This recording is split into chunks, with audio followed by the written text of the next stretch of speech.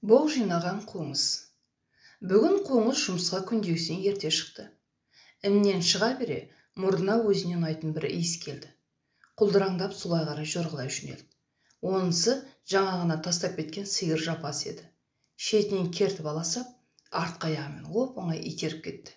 Кеш батам дегенше сиыр жапасын ініне түгел тасып алды. Көктемнің алғашқы күндері күн шуақты болғанымен қайта қыс түскендей қақап кетті. Қоңыз жылы ін ішінде арқаны кеңге сап жатыр. Алдындағы олжасына өзі ырза. Бір уақытта қабырғаны тесіп, бір қоңыз ін ішіне екпіндей кіріп келді.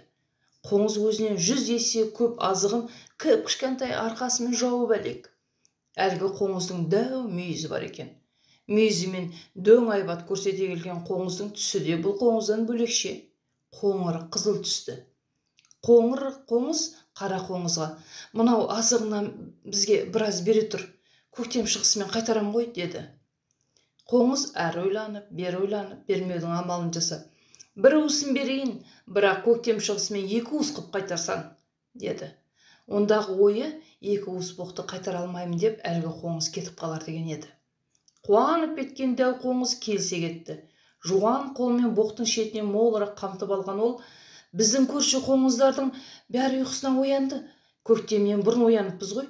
Енді азық керек. Соларға да айтсам қайтеді? Оларға да бір уыстан берсең, көктем шығысымен қайтарар", деді. "Егер ұмытпай қайтаратын болса берем, әйтпесе жоқ", деп дәу қоңыздың қолында бір уысқа жалта-жалта қимай қарай сөйледі. Арада аз ғана уақыт өткенде қоңыр қоңыз кірген қабырғаның ту талақайын шығарып, жан-жақтан көршілер анталай келіп жатты. Олар да бір-бір домалақты домалатып қуанып кетіп жатты. Көктем де шықты. Біздің бақытта қара қоңызымыз бұл жазда қара терін төгіп еңбектемей-ақ мал тапты. Қоңыр қоңыздар отряды қара қоңыздың қоймасын сірестіріп қысқа азыққа толтырып берді.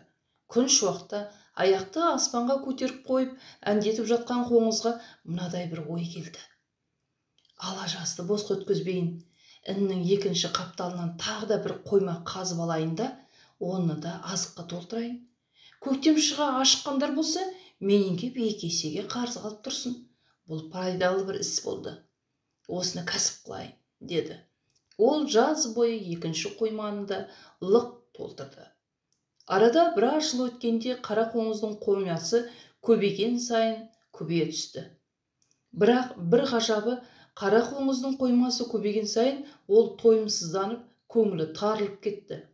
Біреу-міреу келе қалса, бір домалақ боққа 2, кейде аса қиналып тұрғандарынан 3 домалақ боқ талап етті. Қарызын қайтаруға ғана шамасы жеткен көрші ағайындарынан үстеме боғын аяусыз қанап ала бастады. Бір күні қарызын көптен қайтара алмай жүрген ауылдасының ініне қатты ашуланып барған ол, қоймасында қалған құтқан азығын сылап-сипап, жинап ап, көтеріп кете барды. Көңілі сәл-пәл басылғандай тыныштық тауып, марқайып келеді өзі. Кенет ғайыптан тайып, белі кілт ете түсті. Арқасындағы өзінен 2 есе үлкен боққа әлі келмей қалды. Іні де сәл-пәл биіктеу жерге орналасқан еді. Міне, ін аузына жақындадым дегенде қол құрғырдың да әлі кетті. Сол-ақ екен, дәу сасық қара боқ қоңыздың басын шыр айналдырып домалатып ала жөнелді. Боқ 2-3 домалап барып тоқтағанда қара қоңыздың дәл жуан белін майыстыра тоқтап еді. Сөйлеуге әлі келмей, аузынан қан аралас көбігі шығып жатып, көз алдына өзінің қоймасын жан-жақтан ту талақай етіп талап алып жатқан ауылдастары елестеді. Боқ жинағанға боқ өлім келетінін түсінуге мұршасын келтірмей, дәл өкпеден басқан боқ ауырлаған үстіне ауырлап, оны жаншып өлтірді.